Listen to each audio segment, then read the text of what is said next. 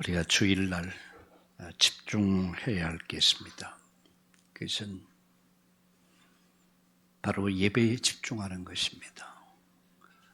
내 6일은 내 심소일하고 이 주일날은 하나님께 집중하는 거죠. 여러분, 하나님께 집중하는 것이 뭐죠? 예배에 집중하는 것입니다. 그리고 말씀에 집중하는 것이죠. 왜 그리 해야 됩니까? 그분이 내 모든 생명의 근원이고 여러분 축복의 근원이에요. 나를 떠나서는 아무것도 할 수 없다 했습니다. 하나님께 집중하는 날이 주일 날입니다. 두 번째 집중은 기도에 집중하는 겁니다. 하나님을 바라보는 거죠. 그 은혜를 구하는 거죠.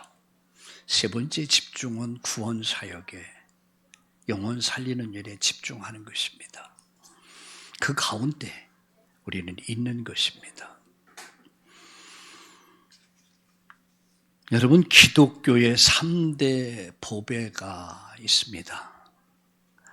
여러분, 성경을 보면은 딱 넘기면은 사도신경이 나오고 십계명이 나오고 주기도문이 나옵니다. 왜 거기다가 여러분 십계명을 사도신경과 십계명과 주기도문을 맨 앞에다 기록해 놨을까? 여러분, 이것이 기독교의 3대 보배라고 합니다. 그 가운데 가장 사도신경은 뭐냐? 우리가 무엇을 믿어야 할 것인가? 믿음의 내용을 기록하고 있습니다.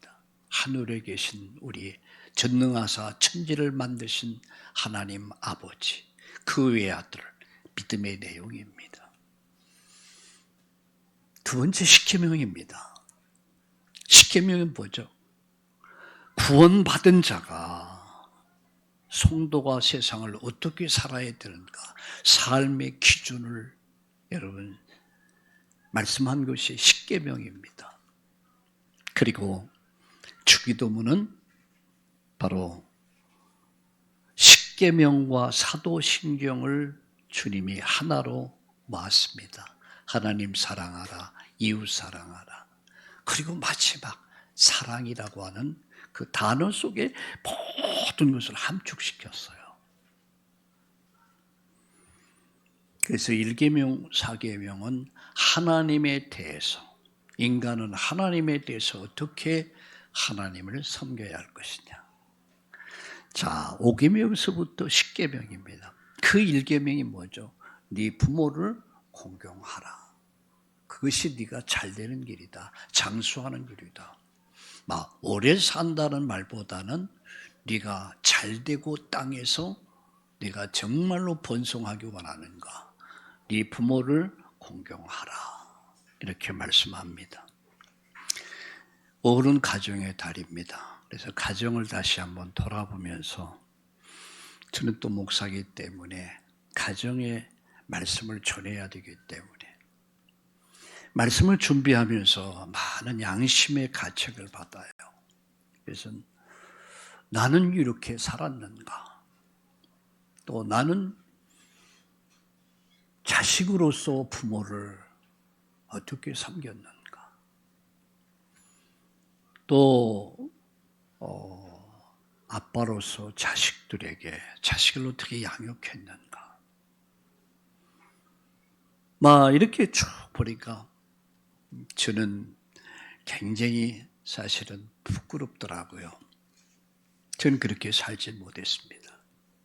돌아보니까 오늘도 교회 오면서 저희 집사람에게 제가 저질렀던 과오, 잘 해주지 못했던 것들, 이게 마음에 이렇게 상처로 남아있단 말이죠. 참, 내가 그때는 나도 잘 몰랐던 것 같다. 그런 말을 했습니다.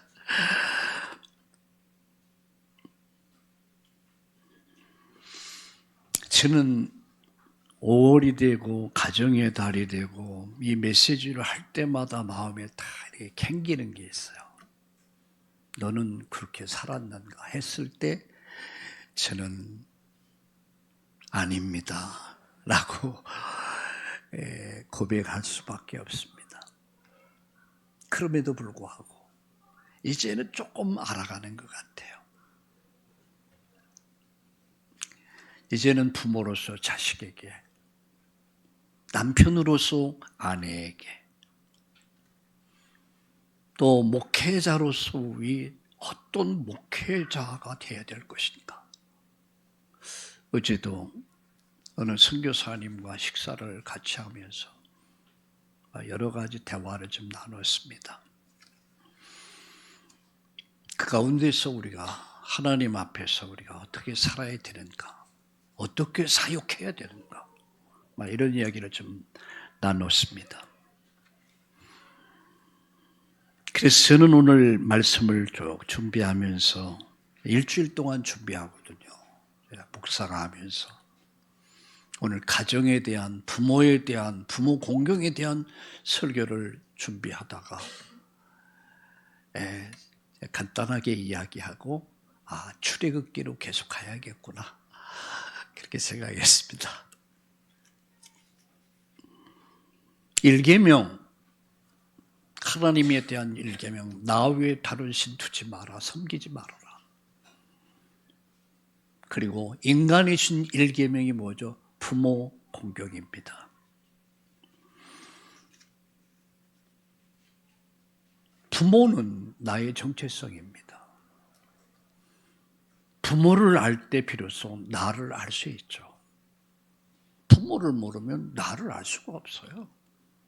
그래서 전쟁 고아나 아니면 귀를 잃어버렸던 고아는 자기를 모릅니다. 부모를 만났을 때 비로소 자기를 알듯이 우리는 하나님을 만날 때 비로소 나를 알아요. 하나님을 만날 때 비로소 내가 어떤 인간이었는가, 내가 어떻게 살 수 있는가, 그리고 나는 무엇을 위해서 살아야 하는가. 삶의 여러분 가치와 이유를 발견하게 되죠. 저도 이제 나이가 좀 들다 보니까 그렇더라고요. 부모가 돼서는 자녀를 낳고 기릅니다. 아무 대가가 바라지 않아요. 이걸 키워가지고 내가 앞으로 이렇게 해서 내 노후에는 이렇게 그런 생각을 안 하죠. 무조건 사랑스러워. 모든 부모님들이 다 그럴 거예요. 그래서 그를 낳고 애지중지 기릅니다. 보살피죠. 그런데 이제 나이가 들게 되면은 부모님들이 아기가 돼요. 어제도 어느 목사님과 그제 식사를 했습니다. 그분이 그래요. 자기 장모님이 사라져가지고 한낮일 동안 야단 법석이 났대. 안양에 사는데. 근데 찾았는데 제가 천안에 가서 찾았대. 애가 무조건 버스를 타고 열차를 탔는지 타고 내려서 이렇게 방황하고 있을 때 이제 찾았는데 왜 여기 왔냐래. 나도 잘 모르겠다고. 우리 젊은 사람들은 이해가 잘 안 될 겁니다. 근데 여러분도 그 시간이 와요. 어릴 때는 부모가 어릴 때를 어린아이를 돌봐요. 그러나 나이가 들면은 이제는 자녀가 부모를 돌봐야 됩니다. 그게 하나님 섭리야, 그것이. 그래서 제1계명이 뭐냐? 네 부모를 공경하라. 공경이란 말은 원어에 보면 존귀하게 여기란 말이야. 네가 정말 잘 되기 원하느냐? 네가 정말 네가 형통하기를 원하느냐? 행복하기를 원하느냐? 부모를 존귀하게 여겨라. 여러분 부모 없는 자식이 있습니까? 없습니다. 부모의 희생, 헌신이 있었기에 내가 있는 거야. 부모를 통해서 하나님 나에게 생명을 주셨어요. 나에게 생명을 주셨고 나를 있게 하신 그 부모님을 존귀하게 여겨라. 그 자체를. 부모가 나에게 무엇을 해줬냐 안 해줬냐. 옛날에 가수 가운데 이용복이라는 가수가 있었어요. 어머니 왜 날 낳으셨나요? 기타 치면서, 근데 그가 장애미였어요. 소경이었죠. 앞을 보지 못해요. 그가 부른 노래 가운데서 어느 날 자기가 12월 며칠 날 태어났는데 왜 나를 낳으셨나요? 다 기타 치면서 참 그렇다. 근데 히트곡이 됐어요. 왜 날 낳으셨냐? 이게 반항적인 거예요, 노래가. 근데 이 사람이 나중에 예수 믿고 새 사람이 됐어요. 왜 날 낳으셨냐? 부모가 낳고 싶어 낳은 게 아닙니다. 알고 보니까 생명의 근원은 하나님이신데 그 하나님이 여러분의 부모님을 통해서 나에게 이 땅에 생명을 주셨다는 거예요. 생명의 근원이야. 그를 존귀하게 생각해라. 저에게는 저희 친부모님 다 오래전에 세상 가셨고 이제 지난해 우리 장모님도 세상을 가셨어요. 저에겐 부모가 없어요. 이제는. 근데 뭔가 허전하더라. 마음에 허전한 마음이 느껴. 어버이날이면 그래도 찾아가서 뭐 이렇게 함께 식사도 하고 했는데 이제는 찾아갈 곳이 없어. 나름대로 존귀하게 생각하고 싶었는데 사실은 그렇지 못했어요. 그래서 우리는 부모님이 이제 노쇠해지면 그 부모님이 거동이 힘들어집니다. 기억력이 사라지고. 그래서 많은 여러분 이제 치매가 올 수도 있고 그 부모님을 돌봐드려야 돼요. 보호가 필요하단 말이에요. 저는 요양원에 사역을 10여 년 했잖아요. 지금도 그렇지만 이분들을 보면은요 참 마음이 아파요. 네. 오늘도 이분들에게 복음을 전하고 예수님을 소개하고 영접시키고 왜 천국 갈 수 있도록.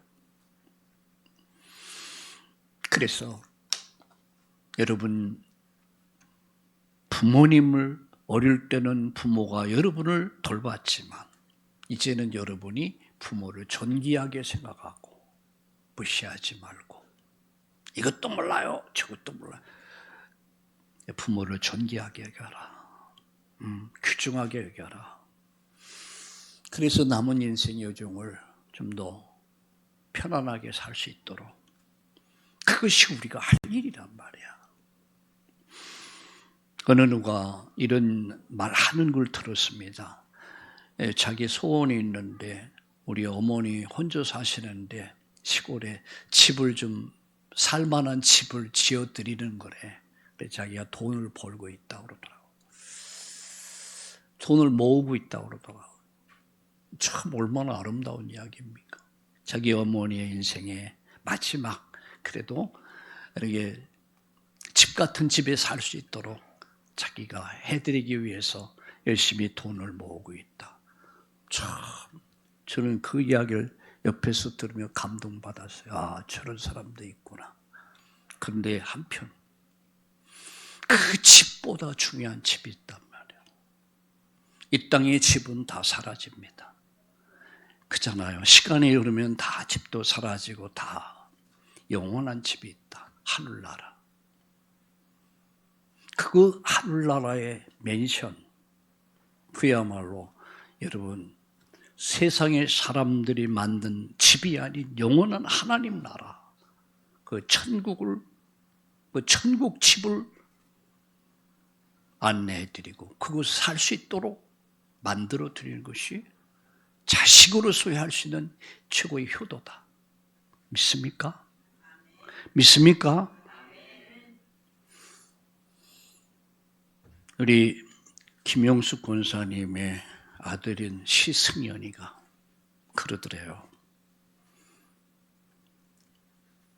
아빠, 나도 엄마도 할머니도 우린 다 예수 믿고 천국 갈 건데 아빠는 지옥 가면 어떡해?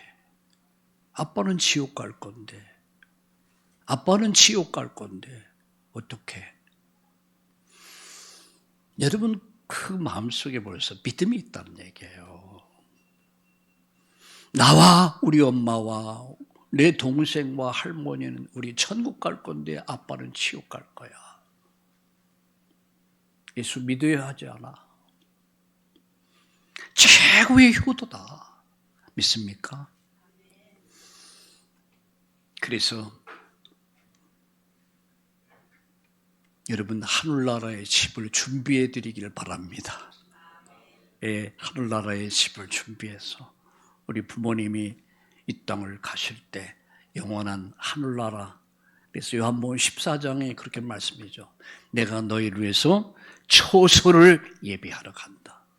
그 초소에 이를 수 있도록 여러분의 부모님들을 존귀하게 여기고 잘 노후를 돌봐드리고 그 천국의 영생을 누릴 수 있도록 그것이야말로 최고의 부모 공경이라고 믿습니다.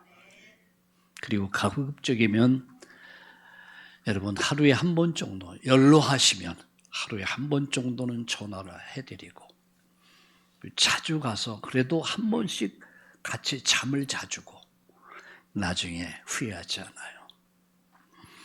과거에 우리 어머니 그런 말씀 하시더라고요. 아침에 전화했는데 좀 이따 전화 와. 야야 왜 전화 안 해? 전화했는데요. 그래? 또 저녁에 전화해. 야 전화 왜 안 해? 전화했는데요. 그래? 네 목소리 들으면 본 것 같아. 그 소리가 이렇게 잊혀지지가 않아요. 목소리만 들어도 본 것 같다. 그게 아마 부모님들의 마음일 거예요. 자주 전화해 드리세요. 그리고 한 번씩 자주 넣는 거. 가면 그래요. 장모님도 마찬가지였고요. 오늘 자고 가면 안 되느냐고. 자식을 옆에 두고 싶거든요. 잠자는 모습을 보고 싶거든요. 그래, 그랬구나. 그래서, 제가 바빠가지고요. 제가 가야 돼요. 내일 일이 있어요. 이제는 그 부모가 여기 없어. 하고 싶어도, 보고 싶어도 없어. 이런 말이 있었죠. 따라합시다. 있을 때 잘해. 우리 있을 때 잘합시다. 아멘은 좀 크게 해봅시다. 있을 때 잘합시다. 네, 있을 때 잘합시다. 그래서 저는 오늘 이 어버이 주일날 계속해서 저는 저지난 주에 아멜렉과의 전쟁에 대해서 말씀드렸어요. 전쟁은 하나님 손에 있다. 따라합시다. 전쟁은 하나님 손에 있다. 이 말이 뭐죠? 승리는 하나님 손에 있다. 역사는 하나님 손에 있다. 사무엘이 사는 날 동안 이스라엘의 전쟁이 그쳤다고 그랬어요. 지도자 한 사람이 바르게 세워지니까 나라의 전쟁이 멈춰버렸어요. 하나님이 그 땅의 전쟁을 막아버렸어요. 전쟁은 아무 때 일어나는 게 아닙니다. 시간표에 사무엘을 위해서 하나님이 이스라엘의 모든 전쟁을 막아버렸어요. 전쟁이 그쳐서. 전쟁은 하나님 손에 있다. 많은 사람들이 우리나라의 지금 혼란을 정치, 경제, 사회, 교육, 문화 혼란스럽잖아요. 이 혼란 속에서 많은 사람들이 걱정을 해요. 옛날엔 저도 많이 걱정했어요. 어제도 어느 선교사님 그 얘기를 하더라고요. 그래서 제가 웃으면서 역사는 하나님 손에 의해서 진행되고 있다. 하나님 세우시면 세우는 것이다. 하나님이 아시면 역사는 새로운 장이 열릴 것이다. 할렐루야. 우리 민족은 세계복음화 민족이요. 이 시대에 복음 전을 장자 민족으로 우리나라를 축복했습니다. 여러분 130년 전에 이 땅에 선교사들이 복음 전해줬어요. 젊은 20대 청년들이었어요. 토마스 선교사 27이었습니다. 순교에 체불됐어요. 아펜셀러나 언더우드나 알렌이나 이런 선교사들이 이 땅에 들어와서 그들이 황무지 같은 이곳에 복음을 전해줬어요. 그들은 학교 세웠어요. 병원 세웠어요. 학교 세워서 무지를 깨웠단 말이야. 무식한 국민을 깨웠습니다. 성경 읽게 하려고 병원 세워서 죽어가는 많은 사람, 치료받지 못한 사람 살려줬습니다. 그러면서 그거를 통로로 복음 전한 거야. 교회 세운 거야. 양화진 가면은 선교사들이 46명인가가 묻혀 있습니다. 그곳에 이 땅에 복음의 씨앗을 뿌렸던 그런 선교사들이 그들의 삶을 이 땅에 묻은 겁니다. 그들은 죽음을 두려워하지 않았어요. 젊음을 불살랐어요. 그들의 인생을 불살랐어요. 그들의 아들, 딸, 손자, 손녀들까지 그 무덤에 묻혀 있더라고요. 그렇게 이 땅에 복음 전해졌고요. 130년이 흐른 오늘 우리는 일제 36년을 겪어야 됐고 6.25 전쟁을 겪으며 전쟁의 폐허 속에서 약 70년, 80년 만에 여러분 세계 선교 대국이 됐어요. 미국이 선교사를 가장 많이 보냈지만 인구 비례에서 우리나라가 제일 큽니다. 약 3만 명의 선교사. 전 세계에 파송해서 전 세계에 복음하고 있어요. 하나님이 이 땅을요 축복해서 경제 대국을 이루셨어요. 있을 수 없는 일들이 일어나는 거야. 여러분 만불 시대는 여러분 10,000명을 선교사를 파송했어요. 2,500명, 2만 5천 명 할 때 2만 5천 불, 3만 명을 파송할 때 3만 불이 경제가 따라왔어요. 우연한 사건입니까? 아닙니다. 하나님의 뜻을 이루는 민족을 하나님 축복하시는 거예요. 그런 사람을 축복하고 그런 가정을 축복하시고 그래서 지금 세계 선교 대국이 됐어요. 우리 군사 대국이 됐지 않습니까? 전 세계 여러분 군사의 한 5위 정도에 들 정도로 엄청난 군사력을 가진 심지어 미국에서 우리나라에다가 군함을 만들어 달라 할 정도로 이건 있을 수 없는 사건이야. 왜 이렇게 이런 엄청난 일들이 어떻게 가능했을까? 이게 하나님의 역사의 개입이었단 말이야. 세계 복음을 남북 통일 이룰 통일 한국의 나를 위해서 세계 복음화의 그 언약 성취의 나를 위해서 하나님이 이 땅을 축복하셨습니다. 그래서 세상이 우리 대한민국을 무너뜨리려 한다 할지라도 여러분 정치인들이 정치를 잘해서 이 나라가 잘 되고 잘 사는 것은 결코 아닙니다. 정치인들을 보면요 정말 쓰레기들이다라고 할 정도로 여러분 역겨울 때가 있잖아요. 한강에다 다 버리고 싶은. 그런데 이상하죠. 나라가 살아왔어요. 이상하죠. 저는 어릴 때부터 날마다 안 된다고 그랬어요. 올해 안 된다. 내년에 안 된다. 죽겠다. 계속 그랬는데 계속 발전돼서 지금까지 온 거야. 죽을 것 같습니까? 안 죽습니다. 하나님이 함께 하십니다. 우리는 세계 복음할 장자민족으로 영적 장자민족으로 하나님이 축복하신 줄로 믿으시길 주의 이름으로 축원합니다. 따라합시다. 하나님의 일은 하나님 방법으로 하라. 하나님 방법에 대해서 말씀을 드리고 마치려고 합니다. 하나님의 일을 한다는 것은 거룩한 특권입니다.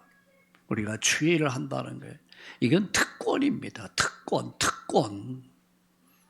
내가 주의 일을 할 수 있는 게 이게 엄청난 특권이에요.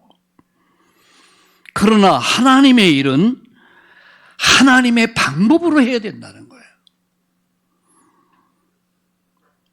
주의 일을 한다는 사람 많습니다. 그런데 주님의 방법이 아닌 내 방법을 가지고 하는 사람도 많습니다. 오늘 본문을 보면 모세가 약 200만, 어떤 학자들은 200만이라고 하고 어떤 학자는 300만이라고 그래요. 계산을 해보면. 이 엄청난 사람들을 출애굽시켜서 가나안까지 가야 돼. 그 과정 속에서 이루어진 많은 사건, 사고들 재판을 해야 될 거 아니에요. 이게 혼자 이것을 다 하다 보니까 거의 탈진 상태가 되는 거예요. 그때 하나님은 그의 장인 이드로를 통해서 하나님의 방법을 제시합니다. 그 방법이 뭐죠? 두령을 세워라. 두령. 본문에 보면 두령이라는 말이 나와요. 이게 뭐죠? 일꾼을 세워라는 말이야. 제자를 세워라는 얘기예요. 그 제자들과 함께하라. 이게 오늘의 본문의 핵심입니다. 자, 세 가지 말씀드립니다. 첫째는 미디안 제사장 이드로의 방문입니다. 자, 성경 볼까요? 모세의 장인이며, 자, 미디안 제사장인 이드로가 이렇게 말씀하죠. 여기서 제사장은 하나님께 제사를 드리는 사람이 아닌 지도자란 말이에요. 지도자를 제사장이라고도 합니다. 이게 미디안의 제사장이란 미디안의 지도자란 말이에요. 하나님이 모세와 자기 백성 이스라엘에게 하신 일, 곧 여호와께서 이스라엘을 애굽에서 인도하여 내신 모든 일들을 들으니라. 귀로 들은 거예요. 자, 2절에 모세가 장인 이드로가 모세가 돌려보내었던 그의 아내 십보라와 그의 두 아들을 데리고 왔으니 그 하나의 이름은 게르솜이라. 이는 모세가 이르기를 내가 이방에서 나그네 되었다 함이요. 하나의 이름은 모세 엘리에셀이라. 이는 아버지의 하나님이 나를 도우사 바로의 칼에서 구원하셨다 함이더라. 모세의 장인 이드로가 모세의 아들들과 그의 아내와 더불어 광야에 들어가 모세에게 이르니 곧 모세가 하나님의 산에 진친 곳이어라. 그가 모세에게 말을 전하되 네 장인 나 이드로가 네 아내와 그와 함께한 그의 두 아들들과 더불어 내게 왔노라. 모세가 나가서 그의 장인을 맞아 절하고 그에게 입맞추고 그들이 서로 문안하고 함께 장막에 들어가서 이드로는 모세의 장인이었습니다. 그리고 그 모세의 부인됐던 누굽니까? 모세의 부인이었던 십보라와 그 낳은 아들, 두 아들을 데리고 지금 모세를 방문한 거예요. 그러면서 여기서 무엇을 들었냐면 모세가 출애굽의 역사를 간증한 거예요. 여러분 7절을 보세요. 8절에 모세가 여호와께서 이스라엘 위해서 바로와 애굽 사람이 행하신 모든 일과 길에서 그들이 당한 모든 고난과 여호와께서 그들을 구원하신 일 다 그 장인에게 말하며 이렇게 말하죠. 장인에게 다 간증한 거예요. 하나님의 역사를 간증한 겁니다. 구원 역사를 간증한 겁니다. 누구에게? 그의 장인 이드로에게. 6월절에 역사를 간증합니다. 피바른 날 우리는 해방될 수 있었다. 어떤 것 가지고도 우리가 어떤 종교나 아니면 인간의 의를 가지고 노력을 가지고 우리는 절대 애굽에서 해방될 수 없었다. 그때 하나님께서 우리에게 언약을 주셨다. 양 잡아 피 발라라. 그 양 잡아서 피 바르고 그 양의 피 언약 믿고 있던 그날 밤 6월절 밤 애굽의 장자를 죽일 때에 저주와 재앙을 내릴 때에 하나님은 이 언약 잡은 자를 살렸다. 6월절의 피가 우리를 살렸다. 복음을 간증한 거예요. 우리가 살 수 있었던 것은 바로 어린 양 피의 구속을 통해서 우리가 죽음을 심판을 면할 수 있었다. 계속 간증합니다. 그래서 우리는 홍해를 바다를 육지같이 건널 수 있었다. 이 언약 잡은 자를 하나님은 육지같이 홍해를 건너게 하셨다. 계속 간증합니다. 마라에서 우리가 물이 없어 우리가 목말라 할 때 쓴물을 단물도 만드셨다. 계속 말합니다. 하나님은 만나를 통해서 메추라기를 통해서 하나님은 우리를 살려주셨다. 계속 말합니다. 반석에서 샘을 터뜨려서 생수를 터뜨려서 우리가 그 생수를 마실 수 있었다. 하나님의 역사를 쭉 간증합니다.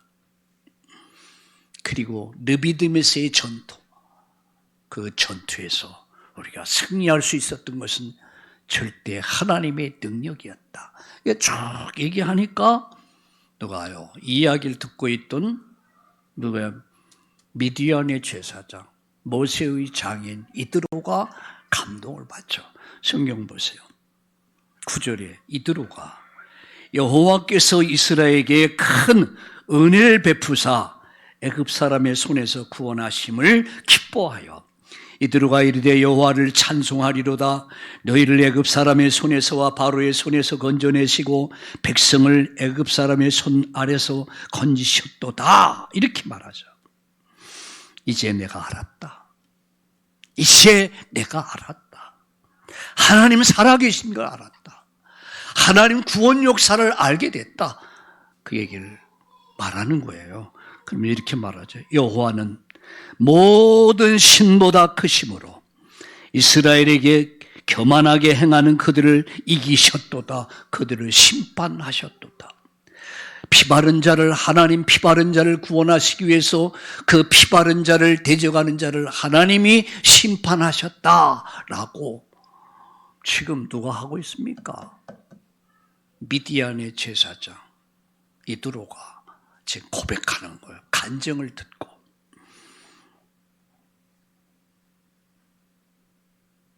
그러면서 12절 보세요.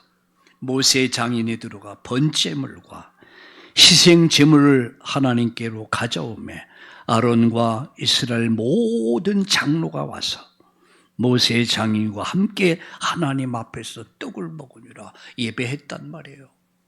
불신자였건 이가 미디안의 제사장, 이방인이었습니다. 이방인의 지도자였습니다. 그런데 그는 하나님을 잘 알지 못했습니다.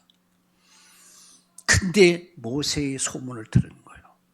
모세가 출애굽을 역사를 이루기 위해서 그 부인과 자식들을 장인에게 맡기고 지금 모세는 출애굽의 그 역사를 이룬 겁니다. 모세가 이 어마어마한 일들을 이루고 지금 여기까지 왔다는 이야기를 듣고 방문한 거예요. 그러면서 간증을 들은 거예요. 간증을 들으니까 이들의 마음이 뜨거워진 거예요. 이들의 마음이 감동이 오기 시작한 거예요. 그러면서 이드로가 하나님을 고백합니다. 그러면서 이드로가 하나님을 찬양합니다. 그러면서 하나님을 예배했단 말이에요. 전도는 말도 중요합니다. 오늘 모세의 간증이 그의 장인을 살려냅니다. 모세의 간증이 여러분 오늘 여기 미디안의 복음이 전해지는 그런 축복의 문이 된 겁니다. 이들은 구원의 축복을 누리게 됐고 하나님을 예배하는 사람으로 인생이 바뀌기 시작한 겁니다. 여러분의 간증이, 우리의 신앙, 나의 믿음의 고백이 모든 사람들에게 감동을 주고 모든 사람들을 살려내고 모든 사람들을 그리스도께로 인도하는 축복의 역사가 있기를 예수님의 이름으로 축원합니다. 두 번째입니다. 이튿날이었습니다. 13절 보세요. 이튿날 모세가 백성을 재판하느라고 앉아있고 백성은 아침부터 저녁까지 모세 곁에 서 있는지라. 모세의 장인이 모세가 백성에게 행하는 모든 일을 보고 이르되 내가 이 백성에게 행하는 일이 있어 어찌 됨이냐. 어찌해서 내가 홀로 앉아있고 백성은 아침부터 저녁까지 내 곁에 있느냐. 모세가 그의 장인에게 대답하되 백성이 하나님께 물으려고 내게로 오나이다. 그들이 일이 있으면 내게로 오나니 내가 그 양쪽을 재판하여 하나님의 율례와 법도를 알게 하나이다. 이렇게 고백하죠. 이튿날이었어요. 이 사건이 있고 나서 장인과의 만나서 모세가 출애굽의 역사를, 하나님의 역사를 증거하고 나서 예배하고 그 이튿날, 여러분 오늘 이들은 뭘 봤습니까? 모세의 현장을 본 거예요. 모세의 현장은 약 200만에서 300만에 가까운 이 사람들을 지도를 해야 돼요. 자, 옳고 그름을 판단을 해줘야 된단 말이야. 재판을 해줘야 된다. 근데 모세 혼자 해야 되는 거예요. 아무 조직이 없으니까. 그러다 보니까 지칠 대로 지쳐버린 거예요. 백성들은 아침부터 저녁까지 줄을 서서 기다리는 거야. 판결을 받기 위해서. 모세 혼자 모든 사명을 혼자 감당하는 거예요. 이들과 그 모습을 본 겁니다. 여러분, 가정도 교회도 공동체도 혼자 할 수 있는 게 아니에요. 혼자. 모세가 200만, 300만을 대해야 되니까 이들이 옳고 그름을 말씀을 가지고 판단하려고 하다 보니까 모세가 완전 팥김치가 되어버린 거예요. 그러니까 이렇게 말씀하죠. 이들과 조언합니다. 17절 보세요. 모세의 장인이 그에게 이르되 내가 하는 것이 옳지 못하. 자, 왜 바보 같은 짓을 하느냐. 그러면서 이렇게 말하면 너와 함께한 이 백성이 필경 기력이 쇠하리니 이 일이 내게 너무 중함이라. 내가 혼자 할 수 없으리라. 내가 혼자 할 수 없다. 그러면서 이렇게 말씀합니다. 이제 내 말을 들으라. 내가 네게 방침을 가르치리니 하나님이 너와 함께 계실지로다. 너는 하나님 앞에서 그 백성을 위해서 그 사건들을 하나님께 가져오며 그들에게 율례와 법도를 가르쳐서 마땅히 갈 길과 할 일을 그들에게 보이고 너는 또 온 백성 가운데 능력 있는 사람들 곧 하나님을 두려워하며 진실하며 불의한 이익을 미워하는 자를 살펴서 백성 위에 세워 천부장과 백부장과 50부장과 10부장을 삼아. 이렇게 말. 22절 보세요. 그들의 때를 따라 백성을 재판하게 하라. 큰 일은 모두 내게 가져갈 것이요 작은 일은 모두 그들의 스스로 재판할 것이니 그리하면 그들이 너와 함께 담당할 것인즉 일이 내게 쉬우리라. 네가 만일 이 일을 하고 하나님께서도 내게 허락하시면 내가 이 일을 감당하고 이 모든 백성도 자기 곳으로 평안히 가리라. 야, 저는 이걸 말씀을 보면서 오늘 바로 여러분, 이두로가 모세의 간증을 듣고 구원의 역사를 경험하게 되고 하나님을 예배하는 사람이 돼요. 그런 그가 그 이튿날 사건이었단 말이야. 저는 이건 성령의 감동이 아니면 이런 지혜가 나올 수가 없는 거예요. 혼자 200만, 300만 명의 사람을 대한다. 문제를 판단하고 결정해 재판해야 된단 말이에요. 그러니까 당시 그러면 넌 죽는다. 백성들을 지쳐버린다. 어리석다. 이렇게 하라. 라고 하면서 거기서 1000부장, 100부장, 50부장, 10부장 제도를 제안합니다. 이야, 이게 바로 예전 지금 군대 가면 그 군대 통수권자가 전체 통수권자가 군단장이 있고 사단장이 있고 연대장이 있고 대대장이 있고 소대장이 있고 이게 다 여기에서 시작된 거란 말이에요. 성경이 시작된 거예요. 그래서 너는 큰 일을 맡고 밑에 모든 사람들은 유능한 사람을 세워라. 능력 있는 사람을 세워라. 능력 있는 사람이 누굽니까? 여러분 보세요, 잠깐. 21절, 너는 또 온 백성 가운데 능력 있는 사람들 곧 하나님 두려워하며 진실하며 불의한 이익을 미워하는 자를 살펴서 이런 사람을 지도자로 세워라. 두령을 세워라. 재판관을 세워라. 불의한 재판관 말고 돈 받아먹고 자기 이익을 추구하는 그런 눈먼 불의한 재판관이 아닌 하나님을 경외하고, 그죠? 하나님을 경외하고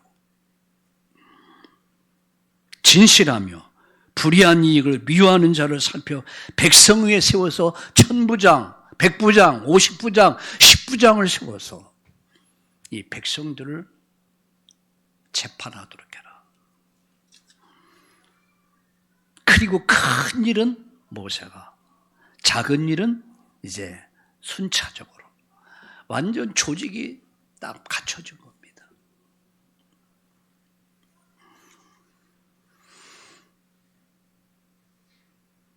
하나님은 언제나 동역자들과 함께하기를 원하십니다.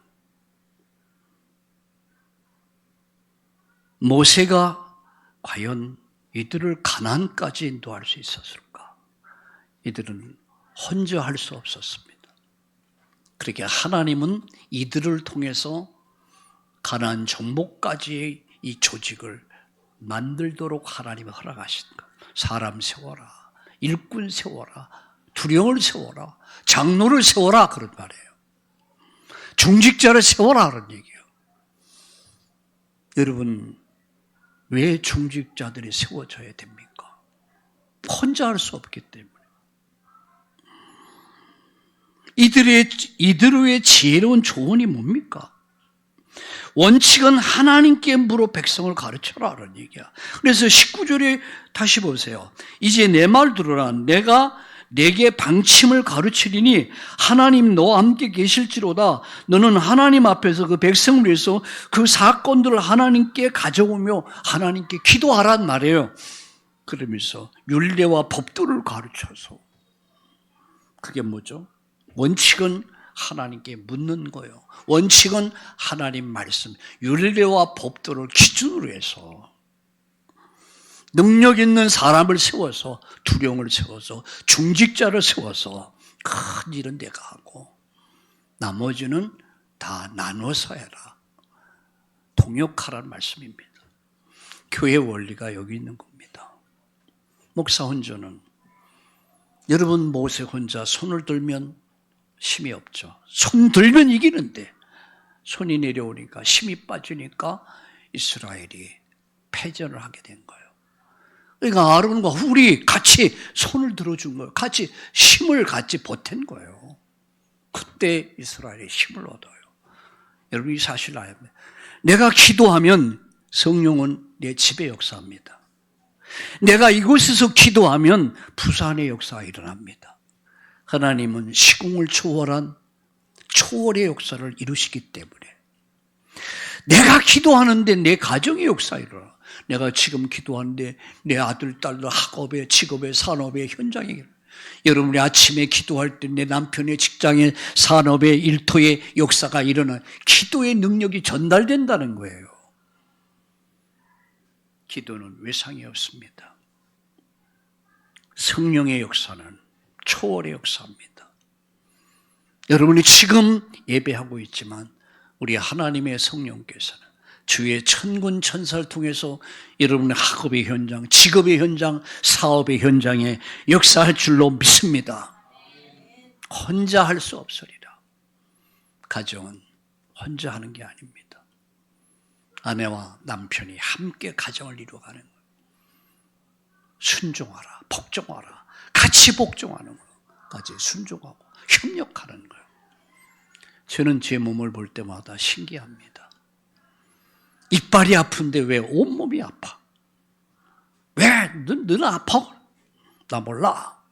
절대 몸은 그렇지 않더라. 발이 아픈데 손이 아프고, 머리가 아픈데 온몸이 아프고, 배가 아픈데 온몸이 아파. 왜? 하나요. 공동체란 말이에요. 몸은 하나입니다. 가정은 하나입니다. 남편과 아내는 하나, 한 몸이라고 그랬어요. 그 공동체 속에서의 서로의 역할을 분담해서, 그죠? 그 역할을 분담 가정을 이루는 거예요. 여러분, 교회라고 하는 이 하나님 세우신 교회 안에 저 혼자 할 수 없으리라. 저는 혼자 할 수 없어요. 오늘도 병원 사역을 하면서 제가 일부 예배를 마치기, 일부 예배 전에 벌써 우리 김인권 집사님 제일 먼저 교회 와서 교회당 정리에 세트 다 해놓고 그리고 예배드리고 마치면 저와 함께 또 병원 퍼스트 병원 가서 예배합니다. 가면 벌써 우리 장로님 1시간 전에 와서 예배 준비 다 해놓고 찬양하고 환호들 맞아요. 저는 가서 기도해주고 말씀 전해주고 내가 어떻게 혼자 합니까? 동역하는 거예요. 동역. 여러분과 동역하는 겁니다. 저는 혼자 할 수 없어요. 그래서 하나님께서 동역자를 세워라. 우두머리를 세워라. 100부장 세워라. 50부장 세워라. 그리고 10부장 세워라. 그래서 공동체가 살아나기 시작한 겁니다. 할렐루야. 우리 참다운 교회 이 축복 있기를 주의 이름으로 축원합니다. 베드로는 이 말을 듣고 겸손히 받아들입니다. 그리고 순종합니다. 훌륭한 리더는, 지도자는 배울 줄 아는 사람이 훌륭한 사람입니다. 천재를 이기는 사람은 노력하는 사람이라는 말이 있어요. 배우는 사람. 그래서 정말로 훌륭한 리더가 될 수 있고 지도자가 될 수 있었던 모세와 같이 여러분 우리 모두 함께 이런 축복을 누릴 수 있기를 주의 이름으로 축원합니다. 결론 3가지 말씀드립니다. 하나님의 일은 하나님 방법으로 하라. 말씀 중심으로 해라. 2번째, 함께 하라. 함께 하라. 가정도 교회도 나라도 마찬가지야. 함께 해. 동역하는 겁니다. 높고 낮음이 없는 거예요. 남편이 이게 때문에 높은 게 아닙니다. 같은 거야. 동일한 거야. 영혼이 같고 인격이 같고 다만 역할이 다른 거예요. 그걸 인정해야 돼요. 함께 하라. 함께 하려면 뭐가 있어요? 일꾼이 있어야 될까요? 우두머리를 세워라. 자, 성경 하나 보고 마치겠습니다. 25절 읽겠습니다. 시작. 모세가 이스라엘 무리 중에 능력 있는 사람을 택하여 그들을 백성의 우두머리 곧 1000부장, 100부장과 50부장과 10부장을 삼으매 그랬어요. 우두머리 세웠다. 장로님들을 세우고 권사님들을 세우고 집사님들을 세우고 모두가 그 일을 각자 맡아서 몸을 이루어 가는 것. 우리 참다운 교회입니다. 우리는 다 함께 붙어 있는 거예요. 그래서 기쁠 땐 함께 기뻐하고 힘들고 어려울 땐 같이 힘들고 울 때는 같이 울고 그게 한 몸이기 때문에 가는 그런 거예요. 이런 진정한 공동체 이루기를 주의 이름으로 축원합니다. 이 시간 우리 같이 기도합시다. 우리 교회가 하나님 말씀 위에 서게 하여 주옵소서. 말씀이 기준이 되게 하옵소서. 우리 모두 함께 동역의 축복을 누리게 하여 주옵소서. 너는 너고 난 나가 아니야. 우리 함께. 그래, 특별히 우두머리 지도자들이, 제자들이, 일꾼들이 많이 일어나게 하옵소서. 많은 제자를 보내주옵소서. 같이 기도하겠습니다. 합심해서 기도합시다. 하나님 아버지, 고맙습니다. 감사합니다. 주를 찬양합니다. 오늘 귀한 말씀 주신 거 감사합니다. 하나님의 일을 하나님 방법으로 하라. 하나님 말씀이 기준이 되게 하시고, 건강한 공동체는 혼자가 아닌 함께, 더불어서 함께 동역하게 하시고, 이런 동역할 일꾼들, 제자들, 중직자들이 우리 교회에 많이 세워지도록 축복해 주옵소서. 로마서 16장의 제자들이 일어나게 하여 주시옵소서. 하나님, 베베 같은 일꾼들, 아굴라 브리스길 같은 일꾼들, 가이오 같은 목숨 건 일꾼들이, 이런 정말 순수한 제자들이 일어나는 교회가 되게 해 주옵소서. 진정한 공동체를 이루고 하나님 나라 이룰 수 있도록 축복해 주시옵소서. 예수님의 이름으로 감사하며 기도드리옵나이다. 아멘.